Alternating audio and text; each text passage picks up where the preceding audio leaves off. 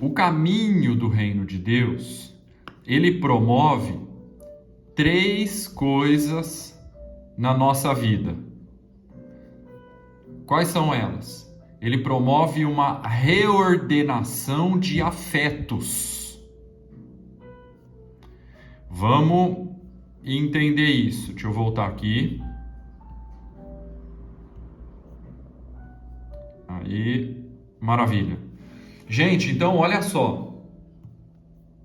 O caminho do reino de Deus, ele vai promover na nossa vida uma reordenação de afetos.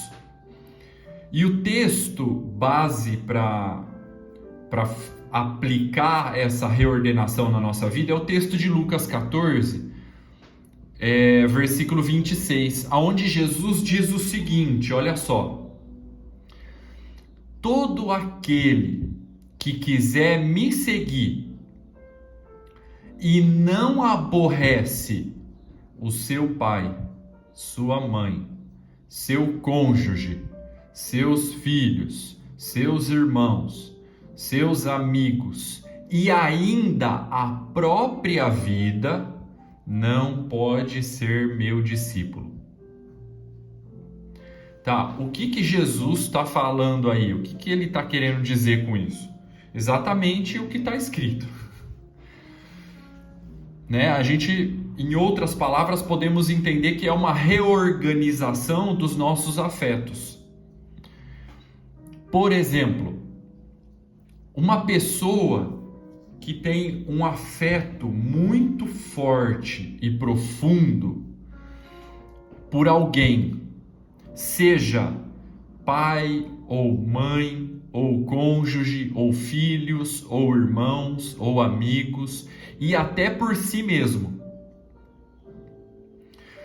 E essa pessoa não está pronta, não está disposta a aborrecer esses afetos por amor a Jesus, não pode ser discípulo dele. Agora, quando Jesus fala assim, que não pode, não é que ele não permite. Não significa que ele está proibindo. Significa não pode, significa não consegue. Não vai conseguir ser discípulo. Por quê? Porque o discípulo de Jesus, ele ama a Deus sobre todas as coisas e sobre todas as pessoas. Deus vem primeiro do que os seus afetos naturais. Para o discípulo de Jesus, Deus é mais importante do que o próprio pai, mãe, cônjuge, filhos, irmãos, amigos e até da própria vida. É por isso que Jesus disse que se não aborrecer esses afetos naturais, não vai conseguir ser discípulo. Agora, aborrecer não significa desprezar, provocar, agredir por amor ao Evangelho, por amor a Jesus Cristo. Não. Significa que em uma circunstância onde eu tenho que escolher a quem eu vou agradar, eu sempre vou escolher Jesus Cristo. Em uma circunstância ou situação que eu preciso decidir se eu agrado a Jesus Cristo, obedeço a sua vontade, ou agrado os afetos naturais, o discípulo de Jesus, ele já tem a sua escolha bem definida. Ele não vai nem esperar a circunstância chegar para ele escolher. Ele já fez a escolha dele. A circunstância só vai denunciar, só vai exteriorizar aquilo que ele já tinha bem definido dentro do seu coração. Eu vou agradar a Deus antes mesmo dos meus afetos naturais.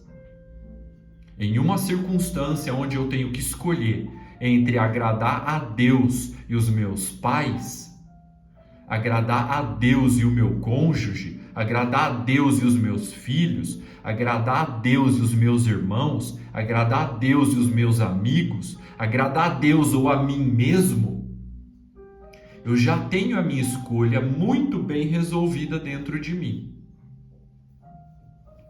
A circunstância só vai deixar claro para todo mundo aquilo que eu já tenho definido no meu interior, que eu vou priorizar a Deus. Então, por exemplo, se os meus pais, cônjuge, filhos, irmãos, amigos me sugere, me recomenda, me propõe ou até me obriga a pecar para que eles sejam favorecidos em alguma circunstância, seja lá qual for, é nesse momento que a minha decisão interior vai aborrecê-los em favor do Evangelho. A ponto até de, infelizmente, fragilizar esses afetos com os nossos familiares, parentes e amigos. Porque tem alguns que ficam assim, até ofendidos. Porque o discípulo de Jesus prioriza a Deus do que os próprios afetos familiares. Tem alguns que se ofendem para valer.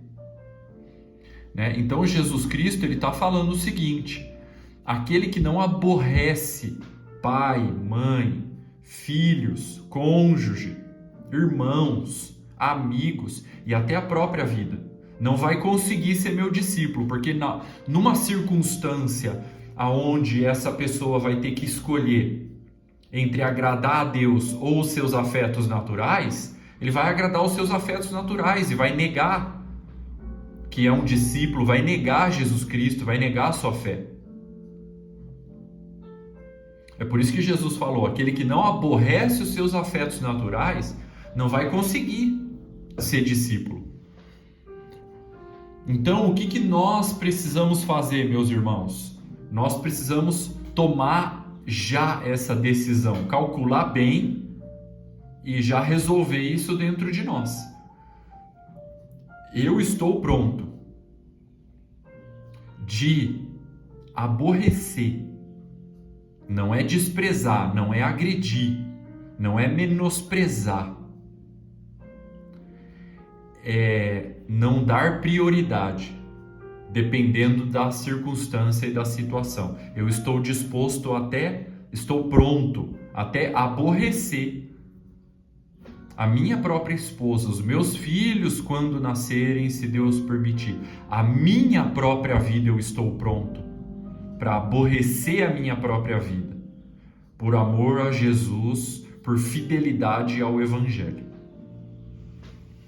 Então, o caminho do reino de Deus, ele vai trazer essa reorganização na minha vida. Ele vai reorganizar essas prioridades afetivas. Né? Em um momento onde eu era prioridade da minha vida, o meu bem-estar, quando eu nasci de novo e me tornei um discípulo de Jesus, agora a minha prioridade não sou eu mesmo. A minha prioridade é Deus, é o meu Pai e realizar a sua obra. Então eu estou pronto a aborrecer a minha própria vida, por amor a Jesus Cristo, meu Senhor, e ao seu Evangelho. Amém, meus irmãos? Ficou claro? Maravilha! Então o caminho do reino de Deus, ele promove essa reordenação nos meus afetos. Então, nem tudo aquilo que era prioridade na minha vida antes de me converter, agora continua sendo. Porque o caminho reorganizou os meus afetos, reorganizou as minhas prioridades afetivas. Amém, meus irmãos? Benção demais, maravilha. Dúvidas, perguntas, comentários, observações? Não. Muito bem. Vamos para o próximo? Maravilha. Deixa eu compartilhar minha tela aqui. Iniciar transmissão. Foi. Maravilha. Vamos lá. O que mais? Olha só. O caminho do reino de Deus faz uma reordenação de valores. Então ele faz uma reordenação de afetos e também faz uma reordenação de valores. Olha só, o texto de Mateus 13, do 44 ao 45, fala daquela parábola de um tesouro oculto no campo. Então, vamos entender isso. Deixa eu voltar aqui. Aí, maravilha. Então, gente, olha só. Vamos entender isso. O reino de Deus, ele vai trazer uma reordenação nos meus valores. E o texto base para isso é aquela parábola do tesouro escondido no campo, onde tinha um colecionador, né? Eu não sei se é aquele que tinha muita propriedade ou o colecionador de pérolas preciosas, né?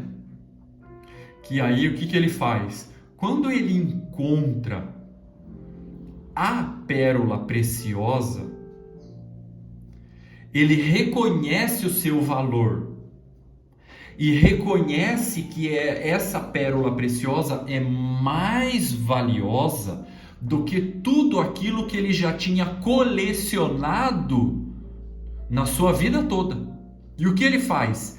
Ele pega tudo que ele colecionou a vida inteira, vende só para comprar aquele campo onde tem um tesouro escondido ali, que ele tinha encontrado. Então, imagina só a reorganização de valores que teve na vida desse homem, a ponto dele vender tudo que ele tinha colecionado a vida inteira. Ele era um colecionador de pérolas preciosas. E isso é muito parecido ao trajeto dos seres humanos. No decorrer da vida, nós colecionamos valores. A gente vai aprendendo muitas coisas, vai pegando gosto por muitas outras coisas e vai colecionando valores na nossa vida. Eu gosto disso. Eu admito isso. Não, isso para mim é inadmissível. Então, no decorrer da minha vida, eu vou definindo aquilo que eu admito e aquilo que eu não admito, aquilo que eu valorizo e aquilo que eu desprezo. Mas aí a gente entra no caminho e o caminho de Deus, do reino de Deus faz uma reorganização nisso daí. Então, muitas vezes aquilo que era valioso demais para mim, dentro do caminho do reino de Deus, já não é mais assim as coisas. Por exemplo,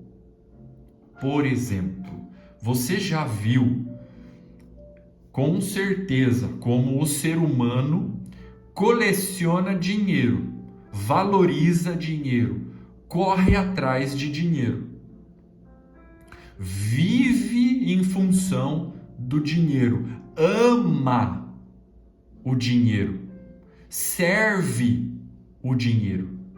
O dinheiro vira até o seu senhor.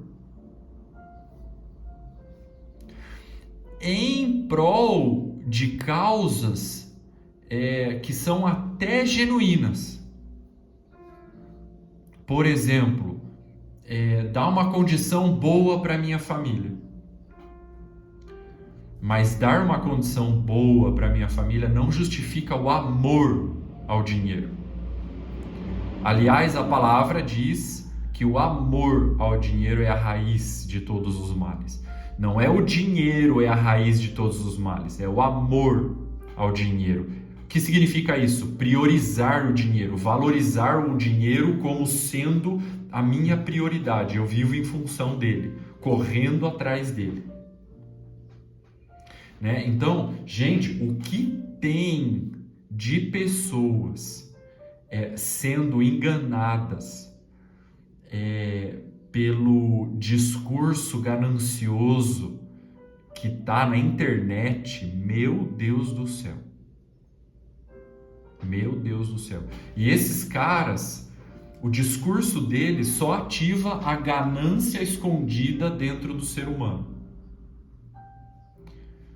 O ser humano que tem a ganância escondida ali dentro dele, ele é atraído por esse discurso do YouTube de ficar rico e ficar milionário e comprar curso para ficar rico e por aí vai. E não sei se você já pesquisou, mas eu já tive esse senso crítico de pesquisar a quantidade de gente que foi enganada, que foi lesada, que foi roubada por esses coaches. É impressionante. Até os próprios parentes deles foram enganados. É impressionante. Então, o reino de Deus, ele vem reorganizar os valores que nós temos, né? O Alessandro tá colocando aqui, ganhar 1.000 por dia trabalhando 30 minutos. Olha aí, por dia usando o celular. Essa é uma promessa que tá pegando geral, exatamente. Né? É impressionante como a turma cai, né? Então, o reino de Deus, ele vem reorganizar. Inclusive, tem até uma passagem que Jesus aplica essa reorganização em um jovem. Lembra do jovem rico?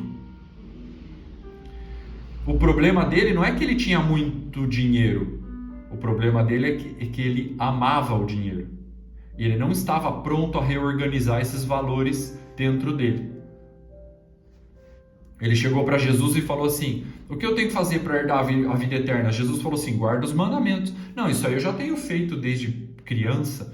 Então só falta uma coisa para você. Jesus identificou que ele tinha um Deus chamado riqueza. E aí Jesus aplicou essa reorganização na decisão, na vontade dele. Só falta uma coisa para você, jovem. Vende tudo que você tem, dá aos pobres, você vai ter um tesouro no céu comigo, aí você vem e me segue. Aí a Bíblia fala assim, que ele virou as costas e foi embora contrariado com o que Jesus tinha aplicado na vida dele. Porque o caminho do reino de Deus, ele é aplicado na nossa vontade. O caminho do reino de Deus, ele confronta as nossas decisões, a gente vai ter que escolher. Dia após dia, nós somos confrontados a tomar decisões. E essas nossas decisões, todas elas têm que priorizar Jesus Cristo e o Evangelho. Porque o reino de Deus vem reordenar esses valores. Então, se o reino de Deus é a minha pérola preciosa, eu não vou tomar nenhuma decisão que coloque esse valor em segundo, terceiro ou quarto lugar. Que coloque o reino de Deus depois de qualquer outra coisa.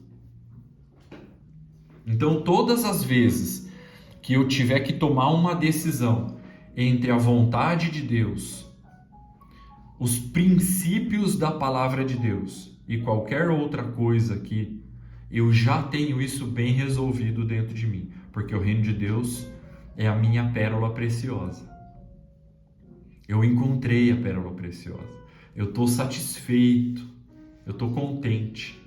eu estou preenchido, eu estou completo por essa pérola preciosa. Eu encontrei, eu não preciso mais viver ansioso buscando algo melhor. Encontrar a pérola preciosa trouxe um sossego para minha alma. Encontrei a pérola preciosa. Que bom que eu encontrei. Essa busca incessante acabou. Agora eu só preciso viver com essas prioridades reorganizadas na minha vida. Amém, meus irmãos? Gente, olha só, isso não significa que a gente não pode ganhar dinheiro, que a gente não pode estudar, que a gente não deva subir de cargo para melhorar as nossas condições financeiras. De jeito nenhum, tá? O dinheiro não é a raiz de todos os males. O amor ao dinheiro é a raiz de todos os males, tá? Não tem problema a gente, com o suor do nosso rosto, a gente trazer a provisão e a gente crescer financeiramente, não tem problema. O problema é servir o dinheiro como sendo o nosso Senhor, tá? Aí isso denuncia que o caminho ainda não reorganizou as nossas prioridades, tá? Você lembra que Jesus chegou a dizer, a considerar, a categorizar o dinheiro como sendo o Senhor? Ele falou assim, ó: ninguém pode servir a dois, o quê? Senhores. Quais são esses dois senhores que ele fala? Deus e as riquezas. Então Jesus, ele colocou riqueza como um senhor, como em pé de igualdade com Deus. Por quê? Porque o ser humano, ele tem essa tendência de servir a riqueza como o senhor da sua vida, né? Então Jesus não categorizou o diabo como sendo o senhor, mas ele categorizou o dinheiro como sendo o senhor, as riquezas. Por quê? Porque a riqueza pretende nos oferecer aquilo que só Deus pode nos dar: estabilidade, confiança, esperança. Tá? Então, meus irmãos, a nossa estabilidade está no nosso Pai. A nossa confiança está no nosso Pai. Nosso descanso está no nosso Pai. Nós confiamos nele. Nós não confiamos no dinheiro. Nós trabalhamos e administramos o dinheiro com fidelidade e sabedoria, fazendo a reserva de emergência, poupança e etc. Nós vamos entrar em administração financeira logo, tá? Mas a nossa confiança não está na nossa reserva de emergência. Nossa confiança está em Deus. Nós vivemos pela fé, nós não vivemos por vista. Amém, meus irmãos? Então, olha só, a tua fé tem que encontrar Deus, hein? Que fé é essa que não serve para encontrar confiança em Deus e descanso absoluto no nosso Pai, que é o nosso provedor? Tá? Então, a nossa fé precisa encontrar esse descanso e essa confiança em Deus Pai. Amém, meus irmãos? Benção demais! Avançamos para o próximo? Sim ou não? Maravilha! Deixa eu compartilhar a tela aqui então. Iniciar transmissão. Aí, foi. Maravilha, vamos lá. Olha só, gente. O caminho do reino de Deus, ele traz uma reordenação de prioridades. Lembra desse texto super conhecido de Mateus 6,33? Buscai em primeiro lugar o reino de Deus e a sua justiça, e todas essas demais coisas vos serão acrescentadas. Vamos entender isso, gente. Olha só.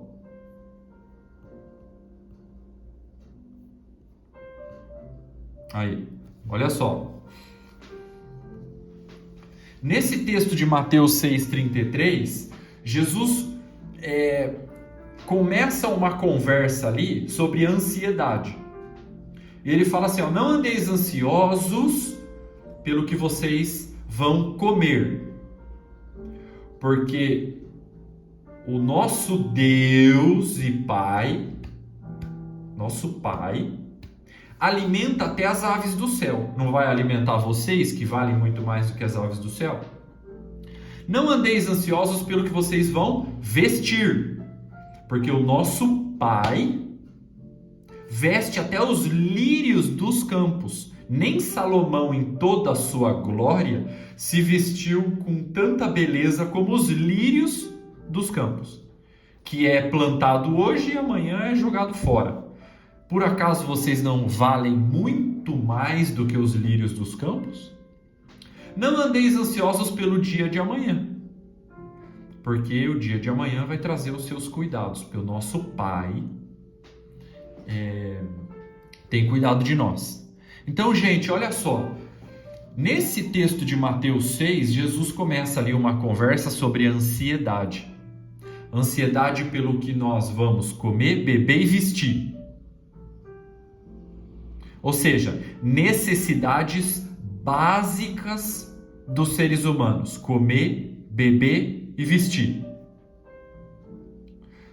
E aí, Jesus apela, porque ele fala assim, ó, não fica ansioso pelo que você vai comer, porque o nosso Pai, ele alimenta as aves do céu. Gente, é muita apelação. Jesus disse para a gente olhar para as aves do céu. Ele fala, olhai as aves do céu. Eles não semeiam, as aves do céu não colhem, não ajuntam em celeiros, não armazena comida para o dia de amanhã, não tem armário, não tem despensa para guardar comida para o dia de amanhã. E nenhuma ave do céu morre de fome. Ou você já viu algum passarinho morto de fome? Eu já vi passarinho morto eletrocutado no fio, mas de fome nunca vi, nem vou ver. Por quê? Porque Deus Pai cuida de todos eles, tá? Então Jesus ele está apelando para a gente olhai as aves do céu, tá? Então se Deus Pai cuida das aves do céu, nós também seremos cuidados pelo nosso Deus Pai, porque nós valemos muito mais do que as aves do céu, porque Jesus não morreu pelas aves, Jesus morreu por nós, tá? Então, não andemos ansiosos, confiemos em Deus, descansemos no Senhor. Agora, confiar e descansar não significa ser preguiçoso e ficar de braço cruzado, né? Aí, desse jeito aí. Não ficar ansioso significa não ficar ansioso. Então, enquanto eu trabalho, enquanto eu semeio, enquanto eu administro, eu faço tudo isso sem ansiedade. Eu faço tudo isso confiando em Deus, descansando no Pai. Tá? Então, gente, olha só, nós precisamos, a nossa fé, nosso coração, precisa encontrar esse lugar de descanso na paternidade de Deus. Você sabe o que significa pai? Pai vem da palavra grega pater. E pater significa protetor, provedor e sustentador. Gente, esses significados têm que trazer descanso para o nosso coração. Tem que trazer confiança para o nosso coração. Amém, meus irmãos? Deixa eu ver o que o Alessandro colocou aqui, ó. Não ficar ansioso, viva um dia de cada vez, tendo plena convicção na paternidade de Deus. Exatamente. Exatamente. Basta o seu dia, a cada dia, o seu próprio mal. Então eu não vou ficar ansioso, neurótico, sem dormir, enlouquecido pelo mês que vem, pela semana que vem. Calma. Essa ansiedade aí extrapolou. Vamos voltar a nossa confiança a Deus.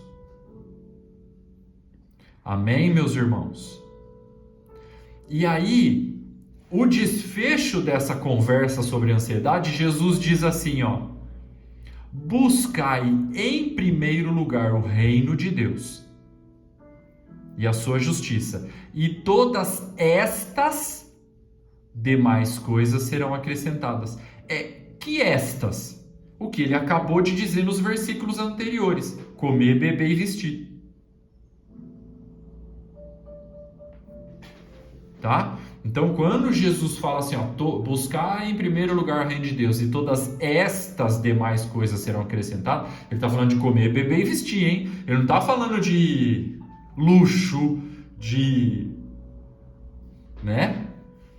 supérfluo. Ele está falando das nossas necessidades básicas: comer, beber e vestir. Todas essas não são todas as, exatamente. Exatamente. É diferente. Se você ler o versículo lá, você vai ver que está escrito todas estas, tá? Que estas? Aqui ele acabou de falar nos versículos anteriores ao versículo 33 de Mateus capítulo 6. Comer, beber e vestir, tá? Então, olha só, gente, agora vamos entender a reorganização de prioridades básicas que o caminho faz na nossa vida. Antes mesmo das nossas necessidades básicas de comer, beber e vestir, nós devemos buscar o reino de Deus.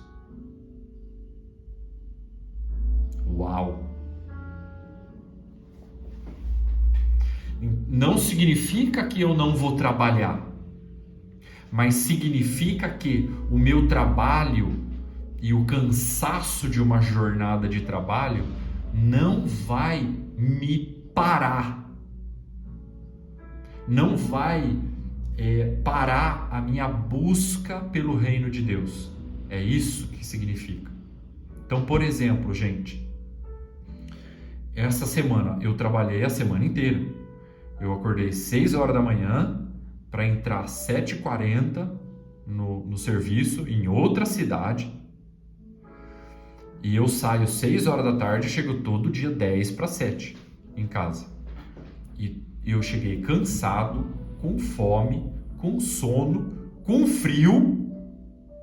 E eu não parei de buscar o reino de Deus. Eu não deixei de ir em nenhuma reunião que eu tinha com os irmãos. Eu não deixei de atender nenhum irmão. Não deixei de pregar o evangelho porque eu estava de mau humor, emburrado, fechado nas minhas necessidades básicas. Não. Tá? Muitas vezes, eu e a Melissa deixamos de almoçar, deixamos de tomar um banho, deixamos de dormir, de descansar para buscar o reino de Deus. Tá? Então, é perigoso, porque quando o conforto chega, a missão é ameaçada. Por quê? Porque traz aquela mentalidade assim: se der tempo de tomar banho, eu vou. Se der tempo de comer, eu vou. Não. Se não der tempo de comer, eu vou sem comer. Mas eu vou buscar o reino de Deus em primeiro lugar. Eu vou fazer a obra de Deus em primeiro lugar. Amém, meus irmãos? Então você vê como o reino de Deus reorganiza as nossas prioridades? Ele traz essa reorganização para as nossas prioridades. Amém, meus irmãos? Bênção demais, maravilha. Muito bem, vamos prosseguir? Vamos lá então. Deixa eu compartilhar a tela aqui. Iniciar transmissão. Beleza? Foi. Muito bem.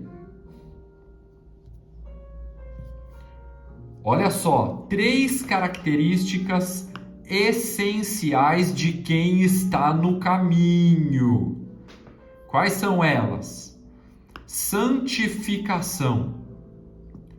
Olha só, em João capítulo 15, versículo 3, Jesus falou assim, vocês já estão limpos pela palavra que eu vos tenho dito. Ou seja, a santificação é fruto de uma vida consagrada ao Senhor, característica essencial de quem está no caminho. Então, vamos entender isso.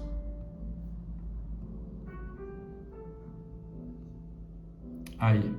Então, gente, olha só. A santificação, ela é uma característica essencial de quem está no caminho. Por quê? Porque eu sou resultado da minha natureza. Se agora eu sou participante da natureza de Deus, porque eu já fui limpo pela palavra que eu recebi, então agora a santidade é um fruto, é um fruto dessa minha natureza, porque eu revelo a natureza que eu tenho. Então, por exemplo, gente, olha só, o padeiro faz pão, o sorveteiro faz sorvete, o marceneiro faz madeira e o discípulo se santifica. Cada um produz segundo a sua espécie. Certo? Então, se eu sou santo, se eu fui santificado pela palavra de Deus, eu vou produzir frutos segundo a minha espécie. Eu só vou acontecer segundo a minha espécie. Por isso que o justo ele continua praticando a justiça e o santo continua a se santificar, porque ele só está acontecendo de acordo com a semente que ele recebeu. Então, se eu recebi uma semente santa, o que vai acontecer naturalmente na minha vida é o meu aperfeiçoamento, a santidade da minha vida. A santidade da minha vida vai acontecer de fé em fé, de glória em glória, cada vez mais. Porque eu aconteço segundo a minha espécie, segundo a semente que eu recebi. Tá? Então, gente, olha só. Depois de anos cultivando a semente da palavra dentro de nós, é muito mais fácil viver em santidade do que pecar. Então, hoje, depois de 19 anos de caminhada, é muito mais fácil viver em santidade do que cometer um pecado. O pecado se tornou algo difícil de praticar. Porque essa natureza divina que foi semeada dentro de mim tomou conta de todos os meus membros, da minha mentalidade, das minhas decisões, dos meus valores, das minhas prioridades, das minhas atitudes, do meu comportamento, das minhas reações. Me dominou. Amém, meus irmãos? Então, a santidade, ela é uma característica essencial de quem está no caminho. Muito bem. Vamos prosseguir. Iniciando aqui a transmissão, deixa eu compartilhar a tela aqui. Foi. Maravilha. Gente, olha só. Obediência é a outra característica essencial de quem está no caminho, tá? Olha só o que Jesus disse em João 15. Se guardardes os meus mandamentos, vocês vão permanecer em mim. No mesmo texto de João 15, Jesus disse assim, ó: vocês são os meus amigos se vocês fizerem o que eu vos mando. Ou seja, obediência. Obediência é uma característica essencial daquele que está no caminho. Então, gente, olha só, vamos entender isso. Aí. Foi. Então, gente, olha só. Obediência é uma característica essencial de quem está no caminho. Não é uma obediência parcial e não é uma obediência aparente. É uma obediência completa. Por exemplo, vocês lembram quando o profeta Samuel deu uma palavra de Deus para o rei Saul sobre um determinado povo inimigo que era para destruir todos eles e não era para trazer nada para o território de Israel dos inimigos? Essa era a palavra do Senhor através do profeta Samuel para o rei, os amalequitas, exatamente, Eliane, os amalequitas. Era uma palavra do Senhor através do profeta Samuel para o rei Saul.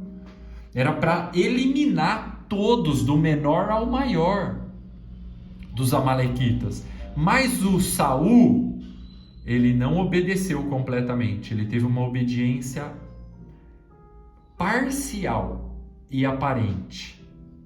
Parecia que ele tinha obedecido, mas ele não obedeceu completamente. Foi parcial a sua obediência, foi aparente.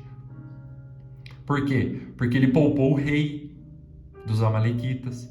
Ele trouxe os gados e tesouro dos amalequitas e riquezas dos amalequitas. Quando o profeta Samuel chegou, ele ouviu, se não me falha a memória, ele ouviu o som do gado e ele perguntou: o que é isso que eu estou ouvindo, Saul? Aí o Saul: sabe o que é? É que eles tinham muito gado. Então, olha como eu fui sábio. Eu trouxe o gado para benefício do nosso povo. Aí o Samuel falou assim: não, o que foi que o Senhor tinha falado para você? Não era para eliminar tudo? Foi uma obediência parcial, pela metade. E ele argumenta ainda: não, eu destruí o povo inimigo. Mas foi parcial essa obediência. Era para destruir tudo, era para eliminar todo mundo, não era para deixar ninguém, não era para poupar ninguém, não era para poupar o rei, não era para trazer nada deles. Era para eliminar tudo. Então, gente, a obediência, ela é uma característica essencial de um discípulo de Jesus que está no caminho do reino de Deus. Não é uma obediência parcial, não é uma obediência aparente, que parece que obedeceu, mas deixou ainda alguma coisa ali. Uma sujeira para debaixo do tapete, um esqueleto fedido escondido no armário. Aí argumenta: não, mas eu fiz, eu obedeci ao Senhor. Não, mas foi completa essa obediência?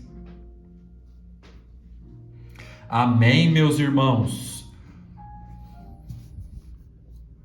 Muito bem, próximo, para a gente finalizar. Deixa eu iniciar o compartilhamento de tela aqui. Foi. Maravilha. Vamos lá. Olha só, gente.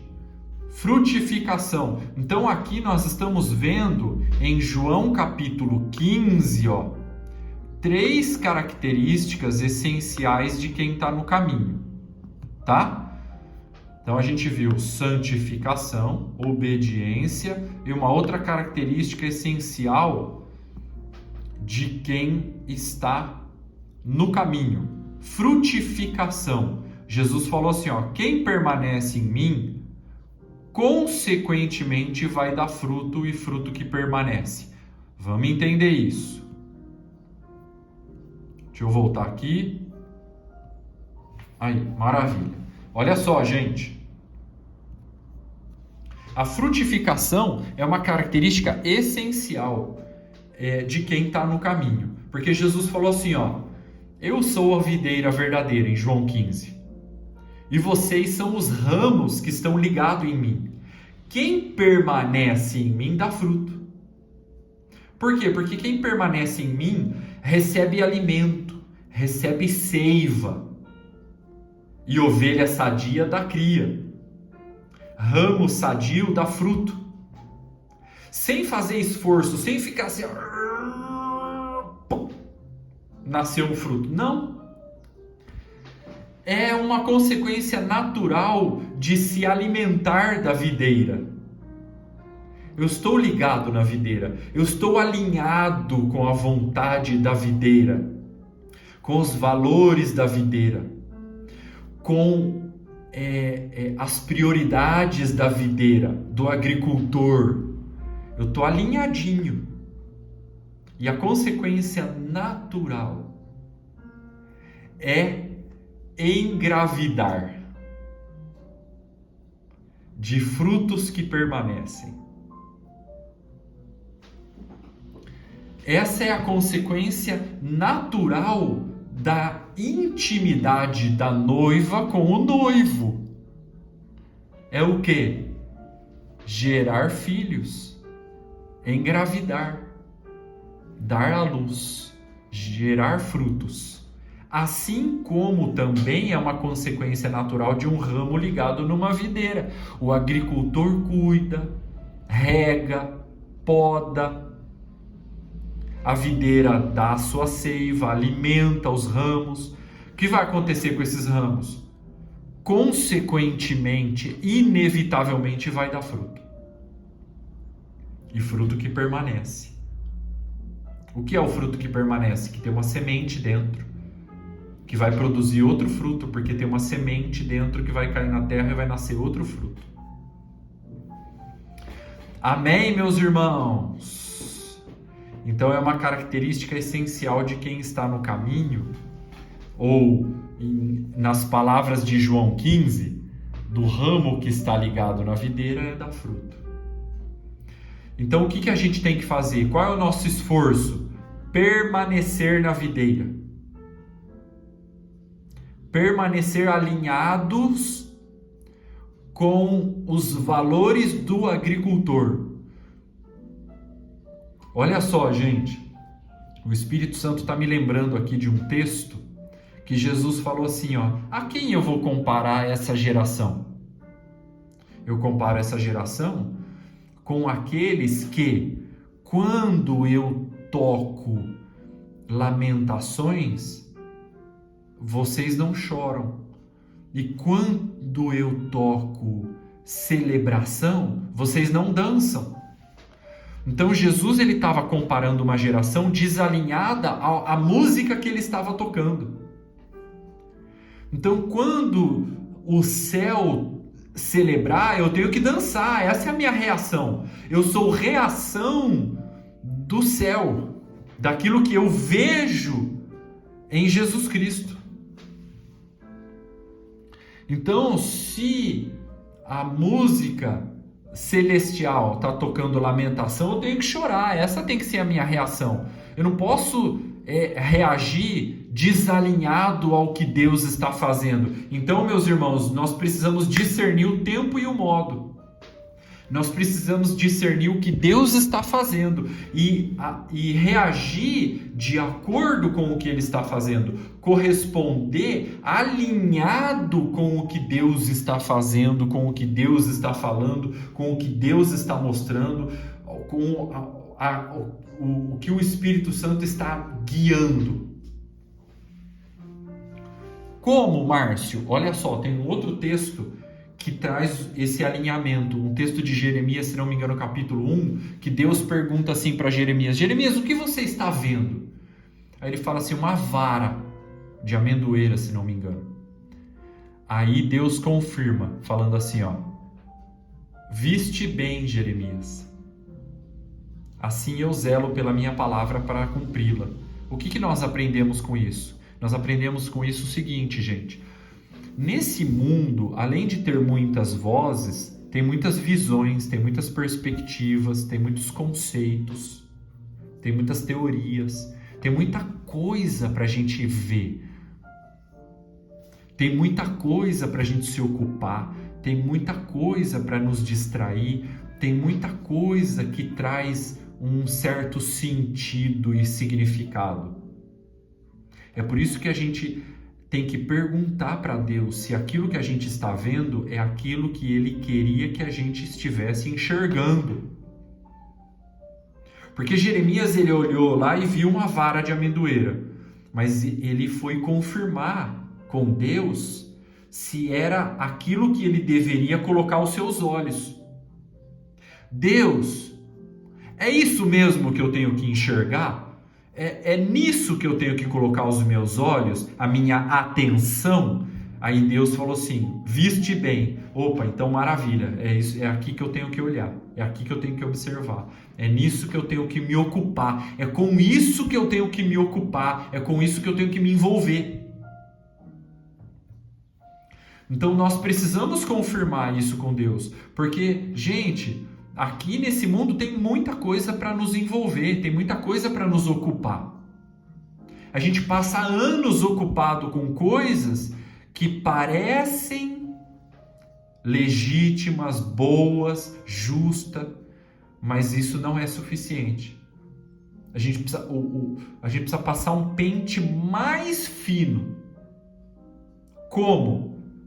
Perguntando: Senhor, é com isso que o Senhor quer que eu me ocupe? É com isso que o Senhor quer que eu me envolva?